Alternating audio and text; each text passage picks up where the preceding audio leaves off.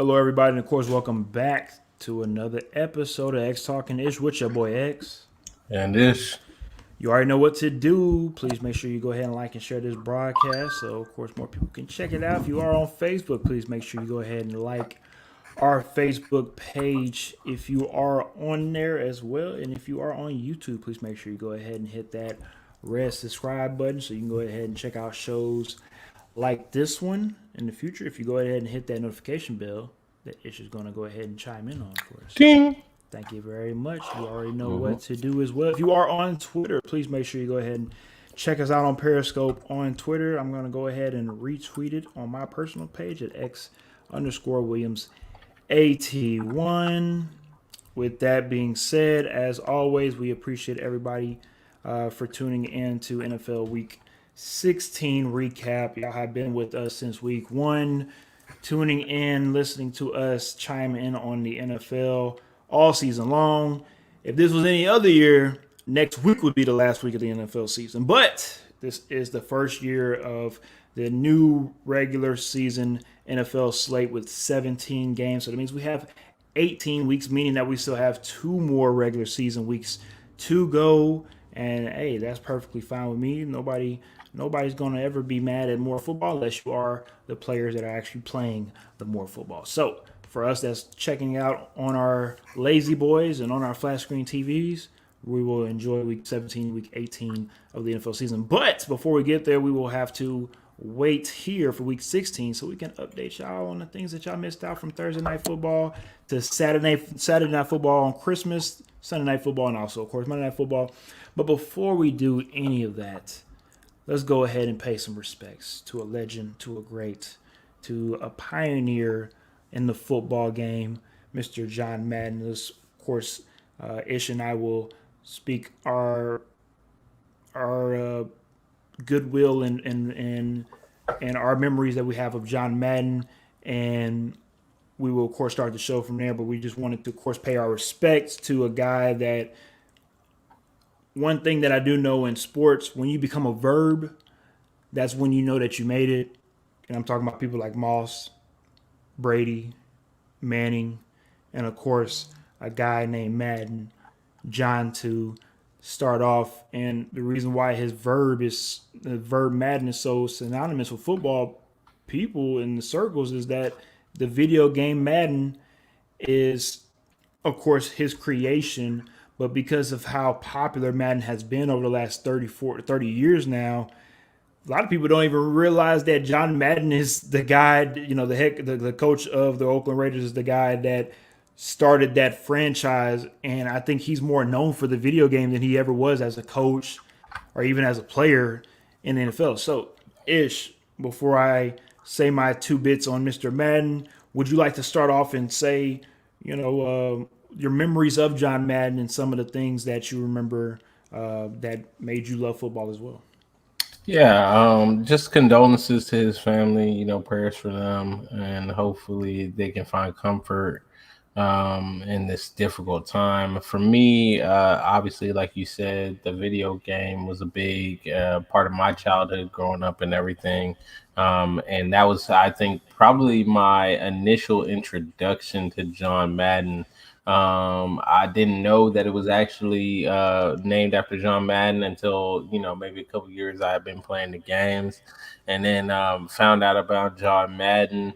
Uh, Had a wonderful coaching career, wonderful broadcaster. I remember back when he used to be a broadcaster, man, that he used to broadcast some of my favorite games, and he was great in the booth. Honestly, he's one of those guys that was just a natural.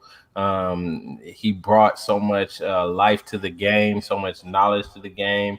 I mean, you could see in his commentary like why he was such a great coach, just because of how personable he was, how knowledgeable he was. And yeah, I mean, just the inspiration to, if you love the game of football, there's no way you could love this game and not have some sort of feeling for John Madden and just what he meant to the game. So yeah, will definitely be missed. But No, I definitely agree with everything that you're saying on that one, Ish. And I'll just piggyback on what you were saying when it comes to being a football player. John Madden is one of the quote unquote gatekeepers of the game. He's somebody that, nobody speaks ill will of John Madden. I never heard anything bad of John Madden. So that, of course, goes to show you the type of person he is as well. Ish stated, of course, the video game, how he was able to learn more about John Madden. Well, I'll just go back to my childhood. And surprisingly, that's not where I've actually, really remember John Madden. I really didn't start getting into video games until maybe the early 2000s. But if you want to circle back into the 1990s, if y'all remember, of course, John Madden had a little cameo in Little Giants. John Madden was on there. He also, of course, had a cameo in The Replacements as well with Keanu Reeves. And, of course, he was in the booth with Pat Summerall. And that's where I'll segue to where I remember John Madden more than anything, him and Pat Summerall being in the booth talking Monday Night Football and having those two guys in the booth speaking about football. It was something that, as a young kid like myself, will never forget. Of course, had replace those guys in the booth, but you remember the era of when those guys were in the booth, and you remember certain games, certain moments because of the voices that you heard. And John Madden was one of those guys. So, like Ish said, hopefully thoughts and prayers to the family. Hopefully he's resting well. He was 85 years old, so definitely did live a full life. And I know for sure over the weekend the NFL is definitely going to do something very special for John Madden and his family. Alrighty then, let's go ahead and get into the games. Let's go ahead and start off back where we left out on Monday Night Football. Of course, the Dolphins and the Saints. At halftime, if you join us on Monday Night Football here on X Talking Ish, score was 10-3. The final score for that game was 20-3. I did say on this show that they would win by 17 in a different score, but hey, it is what it is. The Dolphins took care of business. They are also the only team in NFL history to have a 7-game losing streak and a 7-game winning streak in the same season. So the Dolphins at the moment right now are trending in the right direction, trying to continue to make a late playoff push, because at the moment the playoffs started right now, they would have a playoff spot in that 7th seed in the AFC, and we'll get to that very shortly. But Ish, we will talk about the Saints maybe next week. Let's talk more about the Dolphins. Do we see what we're seeing? I'm sorry, what we're seeing from the Dolphins? Can we take that and compartmentalize that and say maybe the Dolphins can make a run at it in the playoffs if they continue to keep playing this way? Ish. I mean, with the way their defense is playing, you could say potentially they can make a run. The way the offense is playing, you would say no, not at all. But the playoffs are a defensive time. That's when defenses come, they shine, right? And if you have a really good defense, anything's possible. You never know what could happen. And I don't know. I don't necessarily know that I have the faith in them to go and make a run. I think it will definitely be a matchup sort of situation. I think certain teams, when they make the playoffs, some of the keys to them making a run in the playoffs is that first matchup. That first matchup can be a make or break situation. Some teams can win any matchup, and some teams they really need that right matchup to help them along. And I just think with the way Miami plays, with the way that their defense plays, and how they have been doing, I think if they get a younger quarterback early in the playoffs, you could see them make a run, because we've seen that they can put pressure on the quarterback. They can force mistakes out of quarterbacks. We obviously saw that last night with Ian Book. So, they can make a run, but I do think it'll be very reliant on their matchup. No, I definitely agree when it comes to the matchup part, because like you said, when it comes to the matchups of the playoffs, it's just like any type of fight. Style makes fights. So at the moment, if the playoffs were to start, they would actually play the Tennessee Titans in the first round, who they actually play this upcoming Sunday in Nashville. The the thing about this game is that Tennessee still doesn't have all of its healthy parts just yet. But they expect to have everybody ready week 1 of the playoffs. So win or lose of this game for the for the Titans, maybe they could see each other again in the first round of the playoffs, again, depending on seeding, and maybe it could go a different game because of all the players come back. But that's here nor there. We have to, of course, wait and see what happens, not just on Sunday, but week 18, and see how the playoff standings are going to be, because right now the Titans are number 2, but they could drop all the way to 6 or 7 if things go wrong. The Colts are at 5, but they can jump all the way up to 2 if things go right for them. So it's the regular season is not over with at all. These last 2 games are very important for a lot of teams out here in the NFL, and it's playoff caliber type of games these next couple of weeks, and it's going to make for some really, really good games. I'll tell you that right now, getting ready for this upcoming weekend. Ish, you have something to say before we get up out of here on this topic? I mean, the Dolphins they really need to see a little bit more from Tua. One thing that was very encouraging last night was the connection to Tua Tagovailoa and Jalen Waddle. Mm-hmm. I mean, that looked good. If they can continue that, and if it's been looking good. It's been looking good all season though. He's right now he's third in rookie receptions. Coming into the NFL, trailing Antoine Bolden. And he's actually second. Second trailing Antoine Bolden. And I think he could probably get that record. He's only 5 catches away with 2 games left. He should be able to get that record. But that also goes to show you that Miami has some hidden gems, that Jalen Waddle has actually, been able to be healthy this whole season, to be able to contribute, to be able to, come in as a rookie and make a splash. It's helped tremendously on that offensive side of the ball, because they signed a guy like Will Fuller in the offseason and did nothing for the Dolphins this season. 2 games, 4 catches, and got released past week. So yeah, he was waiting for Deshaun to get there. You're probably correct on that one, but who knows? You might see him again next year. We'll see what happens with Will Fuller. But with the Miami's offense, I 100% have to agree with you. The defense is set for the most part. They give up some plays here and there, but for the most part, they're a solid defense. The offense, we don't know yet. I think Tua has gotten better over the season. He has played a lot better football as the quarterback for the Dolphins. My thing is how are you going to look in the playoffs?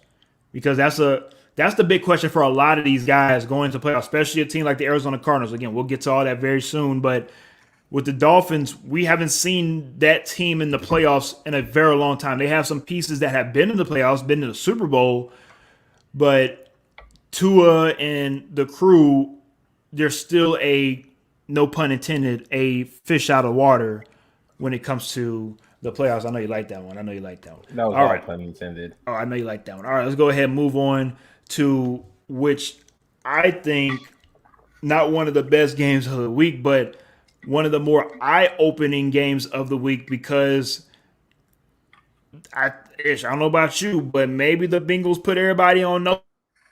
Maybe they let folks know, hey, we're growing up right in front of y'all's eyes. We talked about this on the pregame show. Hey, Ish, I know you're shaking your head, but 525 yards, that's different. I mean, that's Baltimore prides himself on defense. Am I wrong? I mean, for them to give up 500 passing yards, that's a problem, Ish.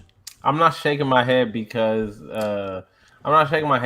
I'm disagreeing with the number of yards and all that. I'm shaking my head and saying that they put everybody on notice, because I don't think they put everybody on notice. I don't think that they actually showed anything that we didn't know that they were already capable of. 525 yard pass, 4th most in NFL history. You know why 525? Because of the nonsense that the Ravens have been spouting, and some of the nonsense that the Ravens did to the team. It was a very personal thing. If you had paid attention throughout the week, it started pretty early on. Eli Apple was out there tweeting about, I'm ready to see them. We can't wait. They were talking all that mess earlier in the season, so on and so forth. Like I said, like I pointed out earlier, they had already put a whooping up on Baltimore once in the season. So, I mean, it was not a surprise to me that they came back out and put another whooping on them, especially with all the nonsense that Baltimore was talking, only to have both of their top two quarterbacks not even play in the game. So, I mean, Josh Johnson didn't play horribly. He didn't. He didn't. You were handicapped. You were handicapped from the very beginning. Then you have been talking a whole lot of mess. It was one of those situations where don't let me catch you in the street. And unfortunately for them, Cincinnati caught him. That's on the street. I mean, yeah. It is what it is. You were talking all the mess. You said, hey, when I see you, it's on site, so on and so forth. And they said bet. And when they saw you, looks like it was a different story than what you were saying before. So it's unfortunate for them. Like I said before, Baltimore season is over and done with. No playoffs for you guys. Sorry. Lamar, hopefully you can get healthy. Hopefully the rest of Baltimore's defense and offensive players can get healthy, because, it's going to be one of those seasons where we're going to look back at it and we're going to be like, man, what could have happened had that team had more players, had there been more healthy players there, had, certain situations not happened at the time, because I think timing was a big problem for them. Like, they lost players at certain times in the season where it just didn't Before the season, during the season, beginning of the season, middle of the season. I mean, just in the past week, I mean, yeah, I agree. They've been ravaged with injuries, and it's been like heart-wrenching type of injuries to where, Marlon Humphreys, Peters, Lamar Jackson's been banged up. I mean, all the running backs, going on the COVID, all the running backs. I mean, COVID. It's just like, I thought my fantasy team was messed up until you look at the Ravens roster. I mean, it's horrible. No, I mean, but seriously, I definitely agree with you with the Ravens. I respect tremendously the heart. I respect the heart from everybody on that staff, the coaching staff, the players, the trainers, everybody in Baltimore. I respect tremendously the heart. I respect having a record that's over 500 at the moment right now, because that's hard to do. And you have to give respect to Harbaugh for the coaching job that he's doing right now. But nobody cares. I say this every week. Nobody cares if you have injuries. Nobody cares if you're down to your third string quarterback named Josh Johnson. People are getting paid a lot of money to play this game and to support their families, and they're going to go out there and go get a dub. And like you said, Ish, the Bengals took what the Ravens were dishing out personally, and they threw it back at them. And before I move on, we talked about the connection Joe Burrow has with Jamar Chase. Well, you brought this up, and I'm going to give you your kudos, but not just Jamar Chase out here, T. Higgins. And at the moment, the Bengals are the only wide receiving core with two 1,000-yard receivers. Everybody forgot. People forget about T. Higgins at Clemson. T. Higgins is that dude. So there's a reason T. Higgins is wearing 8.5 in Cincinnati. Mm-hmm. All right. There's a reason he's wearing 8.5 in Cincinnati. If you know, you know. As Ish say, if you know, you know. And with that being said, we're gonna go ahead and move on to which I think was the best pick your nuts up type of game on Sunday. Looks like Ish isn't happy with this game because, of course, he made the wrong pick. But that's okay. That's here nor there. We're not going to talk about that. We're going to talk about what happened on the field because, like most people expected, and like most people suspected and most people assumed would happen to the Buffalo Bills, meaning that they were just going to roll over and let the Patriots just Green Army, right up in there, power right in the kisser, and not let them, and not let the Bills have any fighting chance in this game. My opinion, I felt like the Bills had their backs to the wall. They were going to have to come out and punch the Patriots in the mouth. They did not just once, not twice, but more than 3 times, and they were able to come out of Foxborough with a win. And at the moment, they are the division leaders in the AFC East. And just my opinion, I feel like this was a great opportunity for the Bills to show not just everybody else, but show themselves. First, you got to start with yourself, to show themselves that they can conquer, like Ish said in pregame show, the boogeyman. That they can take care of the boogeyman, because most likely they probably won't. They might they might see each other in the playoffs. We'll have to, of course, see what happens with the seeding. But if they do see each other in the playoffs, they split the regular season and we go from there. Because one thing the Patriots, I don't think one is going 2-0 in the regular season and having to sweep them in the postseason if the Bills were to make it. And the Bills definitely didn't want to go 0-2 against the Patriots, being a 7 seed maybe going into the playoffs. So shout out to the Bills. I respect them tremendously for stepping up, going into Foxborough, getting that win. But with the Bills, their goals are a little bit bigger, as in AFC Championship game. We have to wait and see if that's where they're going to end up. But for Week 16, hell of a win-ish. I mean, yeah, like you got to put some respect on their name for going into New England and doing what they did. I mean, holding them to 288 total yards. I mean, 2 turnovers. The defense played a lot better than they did the first time these two teams met. So yeah, they got to get some respect. And now you're in the driver's seat, right? Like you lead the division. You have all the opportunity you need to just win the division, close it out. So yeah, kudos to you. I don't think that I'm giving you too much respect though, because I mean, you split the series with New England. You didn't really sweep them. You split the series. You only I mean, really, I think this game, to me, kind of how we were talking about Cincinnati and Cincinnati showing up against Baltimore because of the mess they had been talking. I think this game really was more so like that emotional kind of, we got embarrassed on national TV, so we gotta kind of come out and play this time situation. You know what I mean? Like it wasn't. No, I 100%. You're right, but here's the thing, though, Ish. You could tell yourself that and still get smacked in the mouth. That's true. And it don't matter what you say in pregame show. Once you get smacked in the mouth, it don't matter. So I understand you're right, but shout out to the Bills for saying that to themselves and going out there and proving it on the field. Yeah, kudos for actually going through and following through, and kudos for being what you say you about. Okay, unlike the Ravens. You were about it, okay? You got beat up the first time, so you went home. You cried to your mom. You told her what happened. You licked the wounds, and you came back out. Yeah. You came back out, and you gave it a good one. Maybe you see each other again in the playoffs. We'll have to wait and see. But I don't think they're necessarily over the boogeyman. But I do think that he doesn't have the same effect on them that he had before. I don't think they're necessarily over, because I think if they see each other a third time, I do think I'm still leaning towards the New England side. And I'm not mad at you. They're probably going to win that one. And I'm not mad at you for feeling that way, because of, if we're going off of history or we're going off of trends, you probably wouldn't want to put your money on Bill Belichick and the Patriots. And I'm not mad at you for saying that, because shit, I probably would. So I understand. I want to get to this comment from Lee. Lee says, Damian Harris still had his way, ran for 3 touchdowns. Mac Jones didn't like playing from behind at all. Give me a second. Yep. He was forcing balls. He was pressing a lot more, playing from behind. I think that was the key, right? Like you said, they needed to come out and set a tone. They did come out and set a tone, and that changed the aspect of the game from the standpoint of, it's a different game plan, and it's a different Mac Jones when he's got to play from behind, especially when you're playing from like 2 scores behind, right? It's different when you're like 3 points behind or something. I think they can still play within a certain game plan. But when you're 2 scores behind, 3 scores behind, it starts to change that game plan.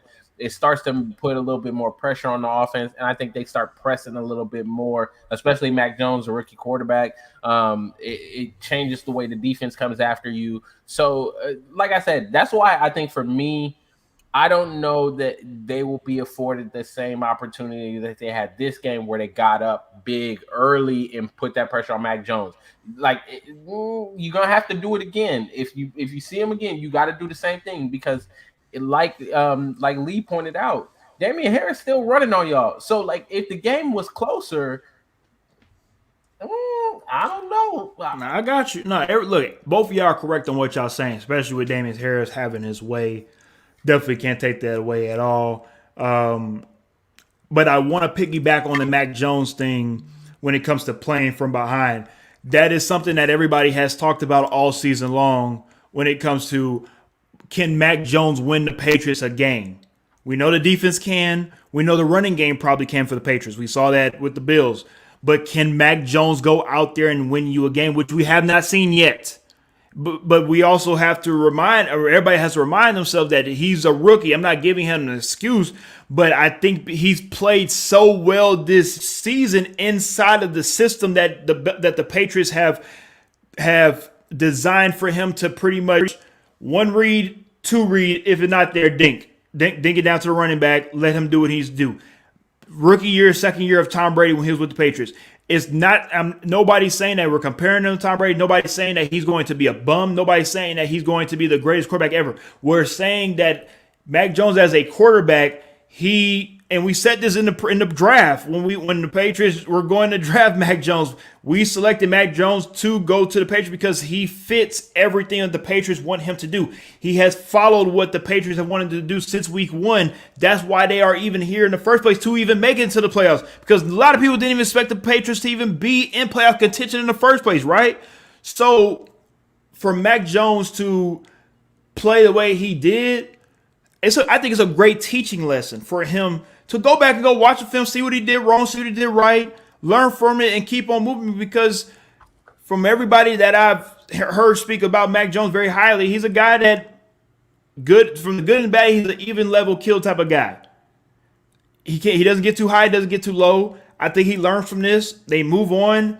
We'll see the Patriots in the playoffs. I think the Patriots will find a way into the playoffs.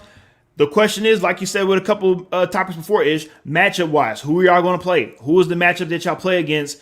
Because it could win you the game or it could lose you the game. So that game, I think, was very telling for both squads because I want to see even more from the Patriots. I want to see if y'all are for real, for real. That's all. All right, let's go to a game that I thought was for real. Saturday Night Football, on Christmas night. Colts and the Cardinals.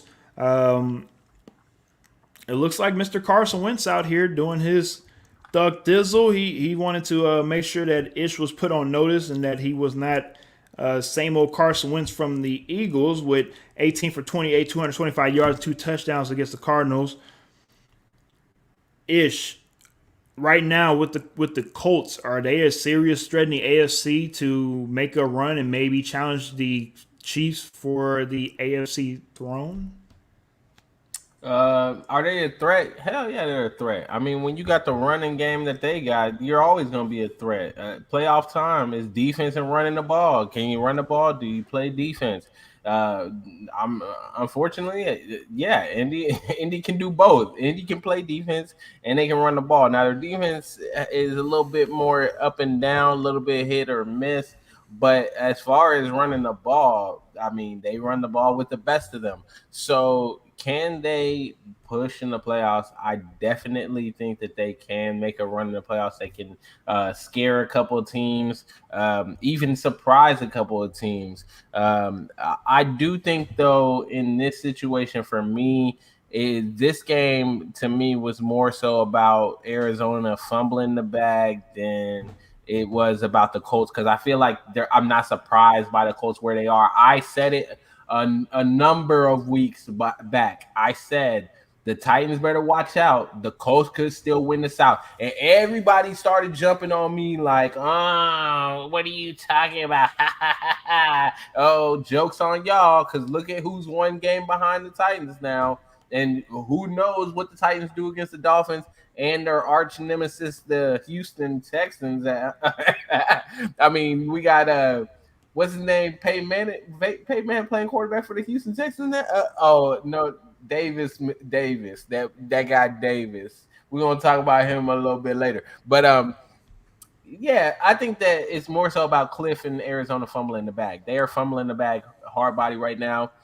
Maybe your prophecy is coming true. Maybe they're throwing some games that they can play on the road, because obviously they are no good at home, as this is another loss at home. So I don't know. I'm more so worried about the Arizona situation than surprised by what the Colts did. Now, I will start off with Arizona because everything that you said about Arizona 100% correct. And I'm going to circle back to the Colts. And then we'll go ahead and move on to the next topic. But seriously, with Arizona, I 1,000% agree what you're talking about with Arizona fumbling the bag, fumbling a 10-2 at one point in time to now going 0-3 in the last 3 games, and now 10-5, and went from leading the division to now the Rams are right there to maybe you might lose the division and maybe be on the outside looking in wild card wise. So, but here's the thing: if you go back and go check out a couple weeks ago on X Talking Ish, your boy X did say maybe the Cardinals don't mind playing on the road because at the moment they play a lot better on the road than they do at home. They're undefeated on the road, which is crazy.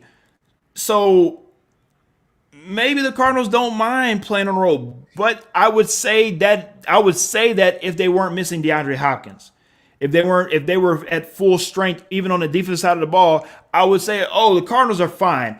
They have the pieces to go into wherever, win a game, and move on to the next round. I'm not saying that right now. I'm worried. I am worried. Ish's boy Cliff, he's on a cliff right now, and this could be the way that they finish off the season could be very impactful on his job security for the Arizona Cardinals. So it's going to be very interesting how they finish off the season. Kyler Murray, he's playing okay, not great, 27-43, 245, and a touchdown. I mean, to see this high-power offense go from being minimum 30 points a game, throwing the ball all over the field and making it look easy to can't even, put up 21 points at home. It's like I say all the time in the NFL. The NFL is a very long season. It's pretty much two seasons in one. It's not how you start, it's how you finish. And if the Cardinals find a way to not seal the deal with just winning at least one playoff win, they definitely have to be looked at as a disappointing team in this NFL season. Lee says the Cardinals just signed Breland, bro. They're okay now. He's being sarcastic. Yeah, he's being sarcastic, of course. And just to finish off with the Colts, I know Ish is being serious, but he's also joking about the division. The only way the Tennessee Titans are going to lose the division to the Colts is if the Tennessee Titans go 0-2 over these next 2 weeks, because Ish forgot the Tennessee Titans swept the Colts this season. I didn't forget. The Tennessee Titans swept the Colts. So the Colts have no tiebreaker over the Titans. So that means they asses will not be winning the division unless the Titans just completely bomb these next 2 weeks, which is not going to happen. So, we'll, as Ish will say, we will see. Travis Crow also says the Cardinals are undefeated on the road. Do you think the Cowboys give them I'm assuming my first loss? Are you saying their first loss? Their first loss. Yeah, I'm assuming. I mean, it's matchups. Like we talked about in the show. At the moment, if the playoffs were to start for the NFC, let me see. Right, no, they play the Cowboys this week on the road. That's what he's talking about. My bad. Okay, but I'm speaking just playoff wise. Right now, they're the 5th seed. If they keep on dropping, who knows? It could be the same situation with Miami and Tennessee, where you play a team this Sunday and you can end up playing them in 2 weeks from now, in the first week of the playoffs. So, do I see them beating the Cowboys? Honestly, no. And I honestly probably see another interception for Diggs because of the way that Arizona throws the ball around the field. But that doesnment mean shit when we get to the playoffs. Because just because you win right now in week one, the NFC, when it comes to certain teams, is so disappointing. You know this, Ish. You know this. Some of these teams in the NFC are play so well in the regular season, and then they flail out in the postseason, and it is disappointing. Aaron Rodgers' team, year in and year out. I love me some Aaron Rodgers. But for you to go in and win 13 win seasons for the last 3 years, and you not win, you at least not make it to one Super Bowl, that is a problem. What have I been saying for weeks now? What have you been saying? What you been saying? Cowboys to the damn Super Bowl, okay? So stop that nonsense, man. Stop. Here we go. Cowboys to the Super Bowl. All right, you better hold on to that. That's all I know. You better make sure it come to fruition. Better make sure it happen, boss. I mean, they playing like it. Still got to finish off the season. But I will say with that, since you want to go ahead and segue to the Cowboys, let's go ahead and talk about Sunday night football game, Washington football team versus the Cowboys. The biggest story from this game, besides the 50 burger the Cowboys put up on the Washington football team, was the Washington football team and the pettiness that they wanted to ensue on the Cowboys, which I call this the Petty Bowl. Washington football team, of course, brought their benches to Dallas to intimidate, show off. I don't know. I don't give a damn. It was retaliate. I don't know. It was stupid because not only did you take an L, you had to pack them stupid ass benches back on your plane and take them benches back to Maryland. Yep. So I don't know. I'm looking at the Washington football team. Look, as much as I like Ron Rivera too, as a coach, as a person, battling cancer this year, doing the things that he's been doing. No disrespect, Ron Rivera, but this as we saw with Jonathan Allen and Payne on the sideline, you've lost a little bit of control of this team. It's over for Washington football team. They had an opportunity to win the division, to try to make it a serious battle against the Cowboys. Didn't happen, and I wouldn't be surprised at all if Washington football team go ahead and move on from Ron Rivera and start over, because they have some pieces. They just don't have pieces right now to contend for. Besides, I mean, but you got to start with the division, but not even just the division, but be a relevant team in the playoffs year in and year out. I think a lot of Washington football team fans took what they saw last season in the postseason, almost beating the Tampa Bay Buccaneers, and said, "Hey, we're going to ride that wave into this season, and we're going to play even better because Taylor Heineke's here." Not necessarily the case. We see what happens, and most likely the Washington football team will not be in the playoffs. Ish. I mean, I think you're being a little hard on the Washington football team. I mean, they do have some injuries. They've got some situations. Ish. What did I say about the Ravens? What did I say about the Ravens? Nobody cares. Nobody cares. Nobody cares. Everybody's got injuries, so on and so forth. But what I'm saying is, for each team, their hierarchy, their fan base, they are going to look at their situation and say, hey, maybe it could have been better had we had, coulda, woulda, shoulda. I know all that, and so on and so forth. But when you're a fan, you're not rational, okay? So from a Washington football team standpoint, I think that they may not move on just yet. They may look at, we're going to get Chase Young back next year. We did well last year. I mean, they gave it a good, mighty run this year, and then, this 3-game losing streak definitely didn't help, especially the fact that it was a 3-game losing streak against all divisional opponents, the Cowboys twice and the Eagles. So that didn't help your case, but hey, it is what it is. They deserve this loss. They deserve the manner in which they lost because of this nonsense with the benches and trying to get retaliation for the Cowboys flying in their benches to play them. So whatever. I knew we talked about it on the pregame show. I was ready for it. I knew it was about to happen. I knew they were going to get spanked. And sure enough, they got spanked. Let's hope that you guys have a name this offseason. Hey, I said the same thing on the pregame. On the pregame promo that I put out. Watch football team, you're doing too much yapping for a team that don't have a football team name. So until y'all figure out what y'all team name gonna be, y'all need to go back and just and worry about yourselves. That's just how I feel on that one. All right, let's go ahead and move on to Ish's favorite team, the Kansas City Chiefs, hosted the Pittsburgh Steelers, and they took care of business at home with a 36-10 win over the Steelers. Since Ish is over there with that big old grin, I'm gonna let him go ahead and start off with this topic, and I'll go ahead and come from behind, no homo, and finish off that topic. Go ahead, Ish. No, I don't have too much to say about this, man. I just want everybody to keep the same energy that they had about the Chiefs early in the season. Oh, I'm gonna still keep the same energy. Y'all ain't gonna do shit. Y'all gonna lose to us. Fuck the Chiefs. That's how I feel. Keep the same energy. Too easy. I said all along what they need to do is just take it one game at a time, one play at a time. They have most definitely been doing that. I know a lot of people have been making a lot of noise about Travis Kelce, Tyreek Hill, and how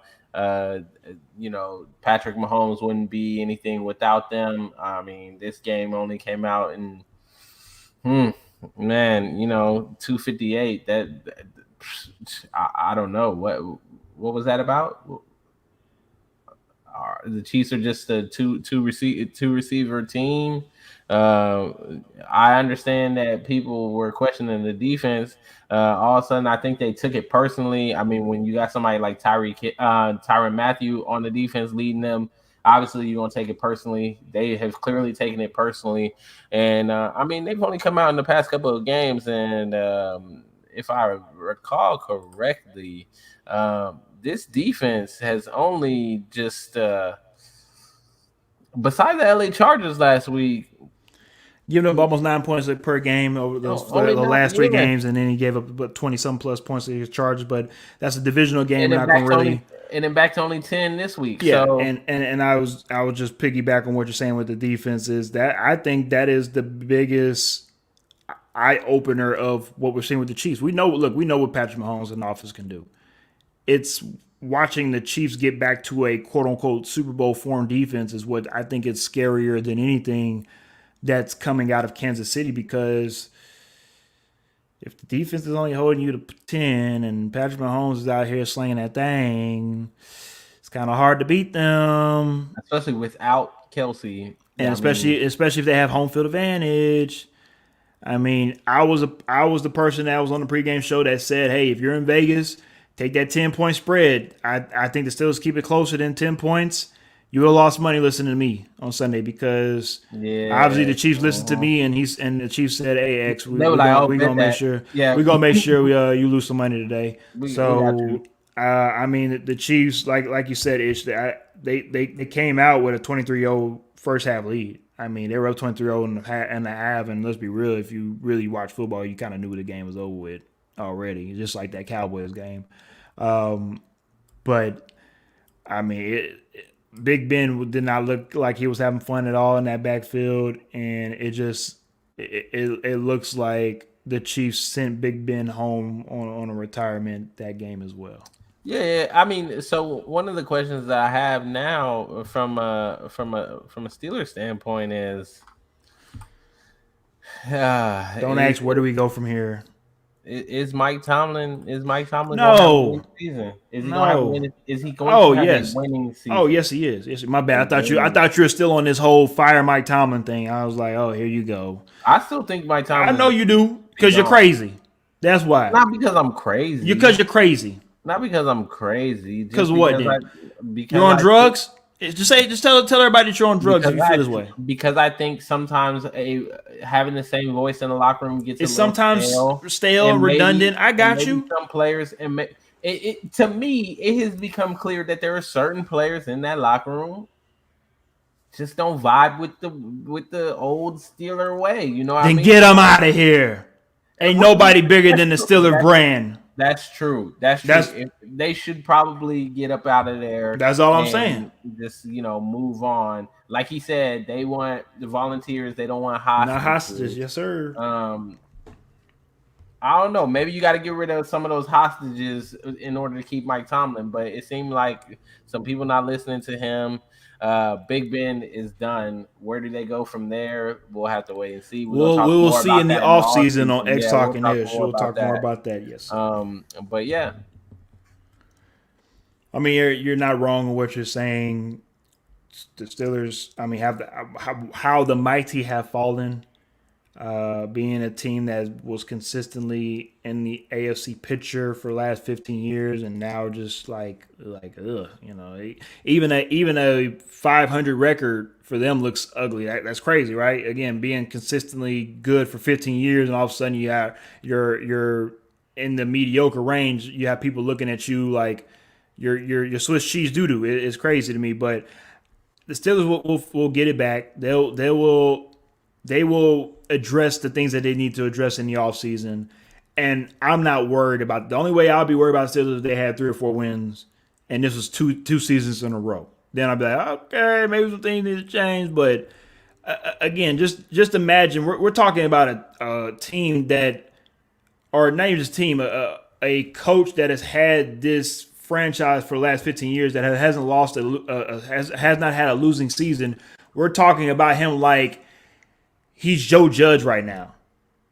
He's a guy that's necessarily Joe Judge. I mean, I'm just saying, like, we're talking about him like he's a guy that deserves to be on a chopping block. I mean, I'm not calling him Joe Judge. I may be calling him Bill O'Brien. Nah. I mean, Bill O'Brien got a cushy job at Alabama right now. He's offensive coordinator at Alabama. I mean, that's not I'm bad. joking. I'm really just kind of trolling a little bit. I see.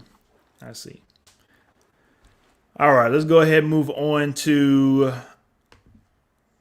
not one of the sexier games, but I think this is a very interesting game due to how the Rams were able to pull this one out. Hey, I said this one would be close. It was only a 7 point ball game. Excuse me. Due to the Minnesota Vikings and the way they've been playing all season, they have just let me down so many times, especially on pick'ems. And I just assumed that they would do that again, which they did, and the Rams were able to take advantage of the Minnesota Vikings' misfortune. Yes, Matt Stafford had 3 interceptions, 21 for 37 this game. And that is something that definitely needs to be talked about because that's not a good look going into the postseason, especially with a guy that has not won a postseason game yet so far in his career. But I think because of how high the Rams are in the playoffs, it will allow them to get a matchup, hopefully for them, that is favorable. But again, we don't know because, again, at the moment, if the players were to start right now, they would play the Rams in the first. They would play the 49ers in the first round. And we saw what happened when they played against the 49ers a couple weeks ago. So nothing is for sure. Nothing is given to the Rams. They have to go out and go earn it just like any other team. The question is for the Rams is the defense. I think is fine. Is the offense still coming along? We know the connection with Stafford and Kupp. That's golden. OBJ, it looks like they're getting him into groove. Sony Michel is playing a lot better now as well. Man, Sony Michel balling. Stepping up as well. So, they're down to that second and third running back for the Rams. Just imagine if they had their starter. So there's a lot of questions for them, just like any other team with the injuries. But Matt Stafford, this team is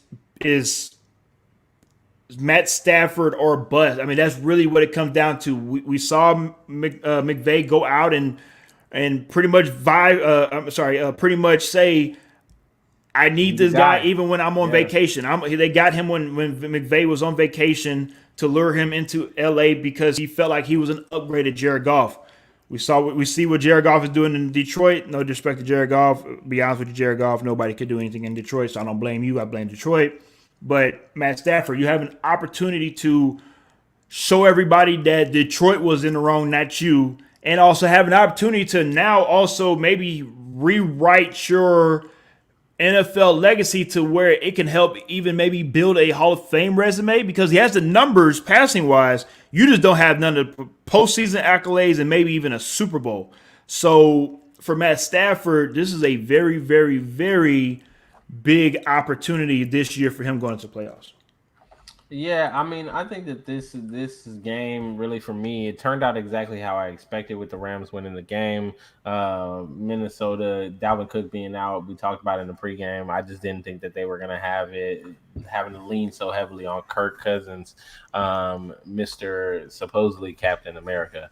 But the biggest thing, like you said, are the 3 interceptions from Matt Stafford.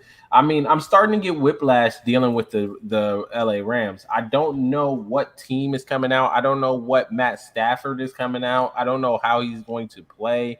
They're able to overcome it against a team like the Minnesota Vikings.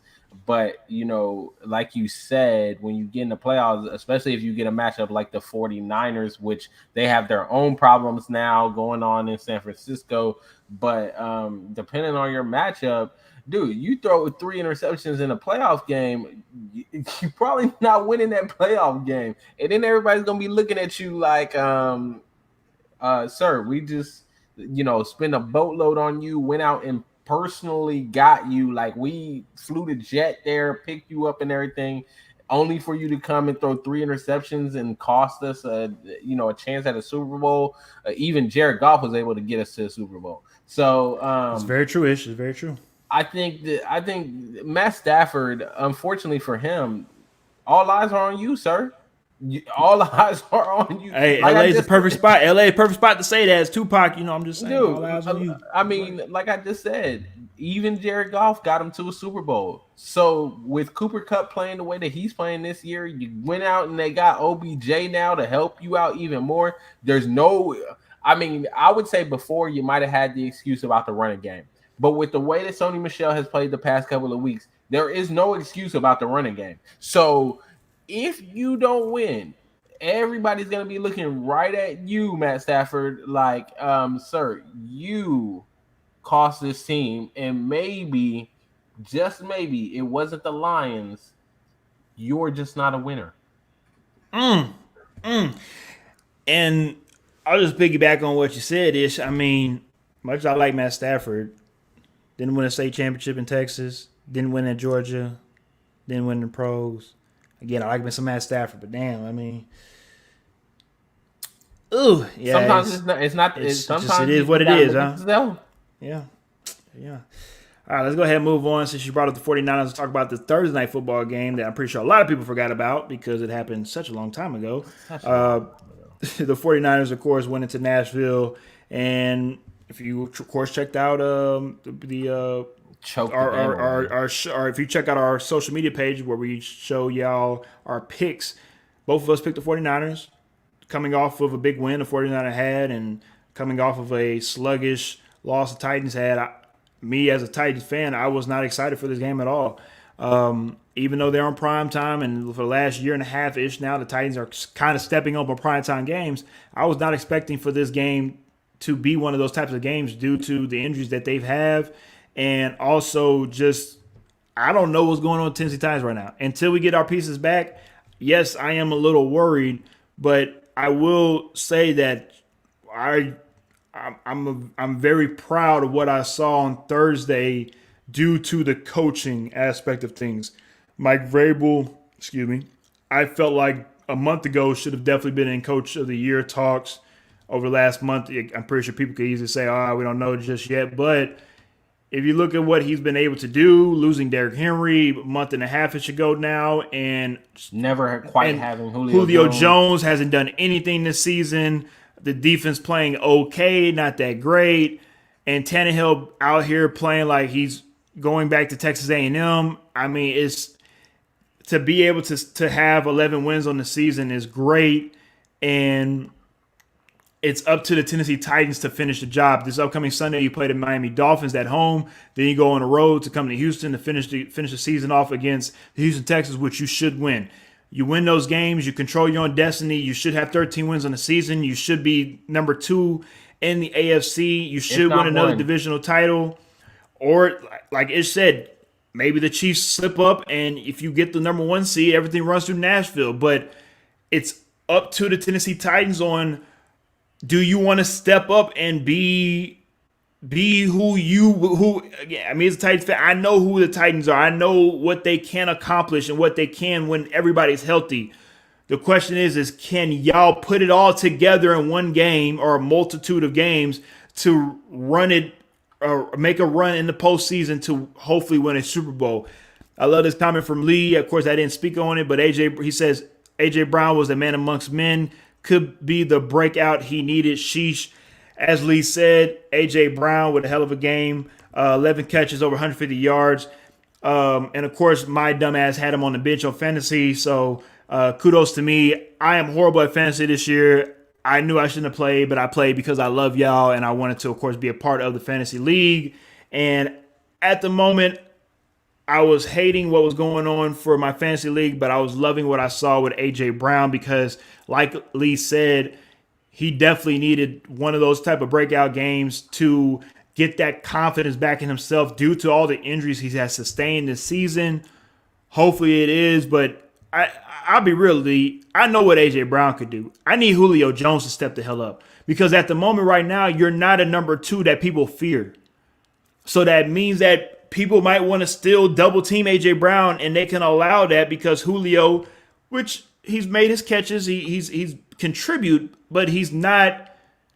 It doesn't look like he's a shell of himself. He just looks it's a wide receiver out there with the last name Jones. That's what it looks like out there. I'm trying to be respectful-ish, but seriously, and if he's not able to contribute this postseason, they still haven't signed till next season. I maybe you want to do the dead cap and just cut them and take that L, because to only play a third of the season and have only maybe 20 catches. I have to look into it and see how many catches he had in the season. We could got a guy for a third of the money, and that had been a fourth string player that could have those same type of stats. So Julio, like Ish said in the beginning of the season, is just like Jadeveon Clowney and just like Vince Wilfork and just like anybody else that we keep bringing in and keep nutting on the football field out here in Tennessee. And my bad, we didn't bring in Vince Wilfork. Of course, Vince Wilfork left and went to Washington and stepped on people's faces in Nashville as well. So You talk about Albert Hainsworth, that's what I said, right? What did I say? Vince Wilfork. My bad. I apologize. Two big guys. They look exactly the same. They brothers, but not brothers. My bad. Not Vince. My bad. Albert Hainsworth. Anybody named that's named Albert, you know he up to something bad. Am I wrong? Anybody named Albert, you know you up to something bad. Alrighty then. Let's go ahead and move on though. But on a serious note, man. It'd be interesting to see both these teams. Both these teams, I expect both of them to make it to the playoffs, especially the 49ers on LA run. Jimmy G out. Has a torn ligament in his thumb, but it's up to Trey Lance now. Trey Lance, this is what you've been saving Trey Lance for, Shanahan, for you to have this type of quarterback in place that can, of course, bring a little more to the table. Even though he is a rookie and he is young and hasn't had the experience, he's somebody that can make plays. He's somebody that can make plays, and he's somebody that nobody has film on him. That you can say, hey, we need to stop this, stop that. Nobody really knows what he can do just yet. They know what he can do, but they don't know what he can do just yet, if you know what I mean. Alrighty then. All right, let's go ahead and wrap it up. I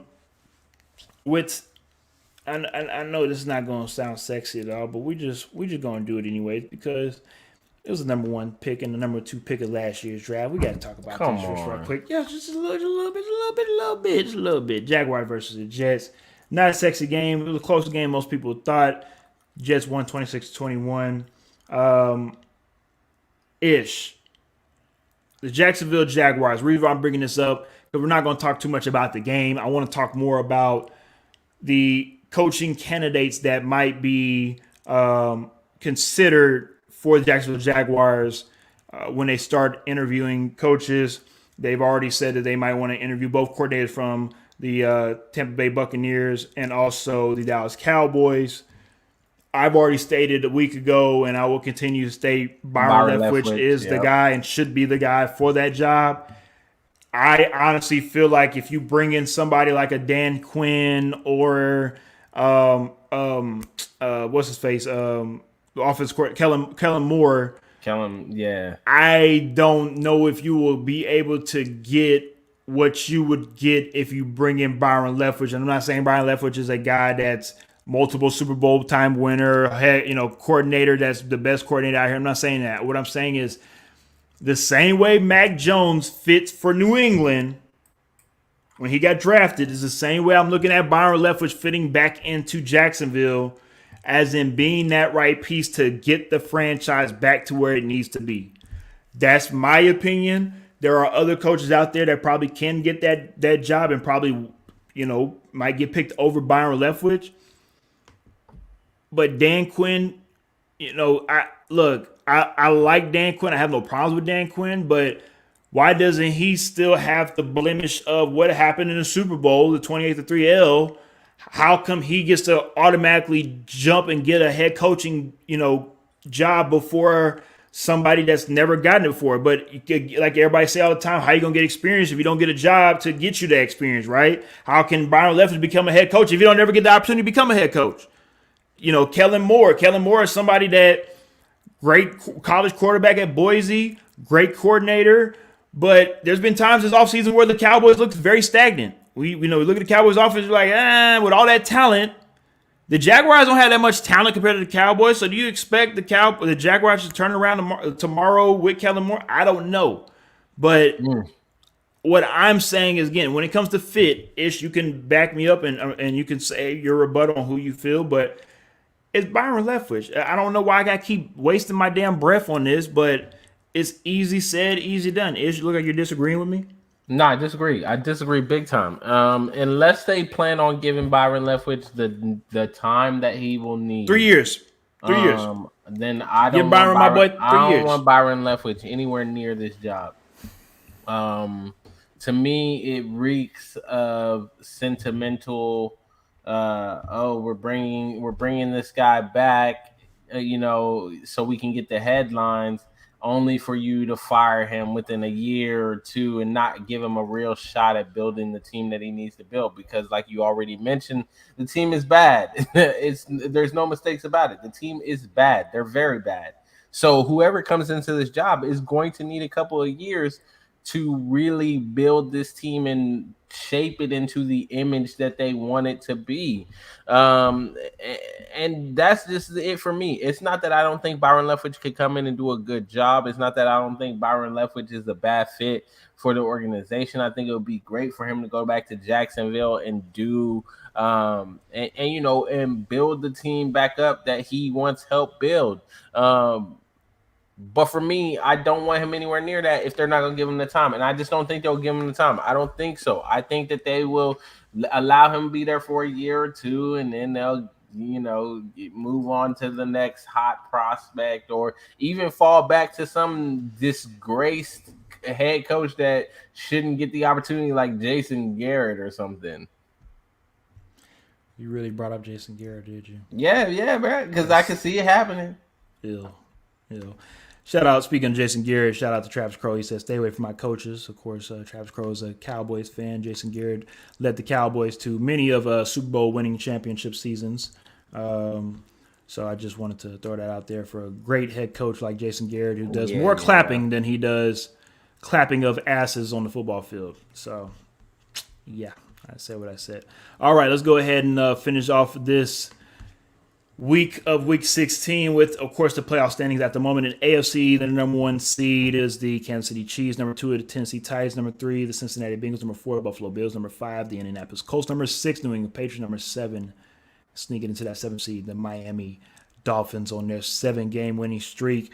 Looking at the Bengals making a jump to the number 3 seed, that's very interesting. The Colts are at 5. The Patriots dropped to number 6 with their loss against the Bills. But, of course, like I said, the seeding is not over with at all. The only team at the moment in the AFC to clinch a playoff spot is the Kansas City Chiefs.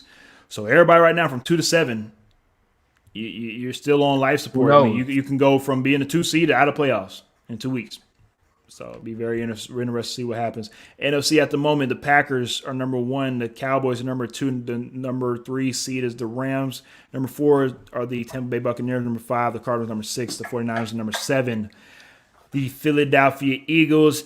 I know he will say fly, Eagles. Fly, of course. Eagles. I knew that was coming. And at the moment, like we talked about all season long, the NFC have been top heavy. They've always been top heavy. The Packers, Cowboys, Rams clinched their playoff spot as well. Let me see right quick. Buccaneers clinched the NFC South. I'll just make sure I'm tripping. Yeah, Buccaneers and also the Cardinals as well are all in the playoffs. So 1 through 5 are already set. 6 and 7, they're still trying to get in there. So the NFC, we pretty much know who's going to be there. The AFC and just the NFL as a whole this season has been so competitive compared to years prior.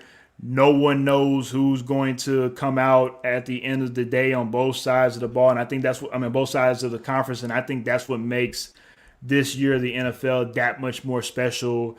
It's going to be a great last 2 weeks of the season. You have divisional matchups, and it's also going to be a great playoff setting-ish, on both sides of the conferences. So I'm excited. I know, yes, I see Christine with the Eagles emojis. Maybe the Eagles can, Eagles Cowboys week 1. I'm sorry, Eagles Cowboy, week 1 of the playoffs. Maybe that could happen. It'd be interesting to see what happens. Imagine if the Eagles upset the Cowboys at home. Ooh, Cowboys ain't gonna hear the last of that one. Hey, week 18 is coming up. Yes, sir. All righty then. We appreciate y'all as always for tuning in to X Talking Ish. Yes, like Christine says, yes, they play week 18. So who knows? Maybe they can play back-to-back weeks. See what happens. Alrighty then, like we said, thank y'all for tuning in to X Talking Ish. We will be back, of course, on Sunday next week to talk about the pregame show, Monday for Monday Night Football, and of course next Tuesday to wrap up week 17 of the NFL season. It's been a long season. Couple more weeks. Playoff time, baby. Yes, sir. All right, we'll see y'all next week.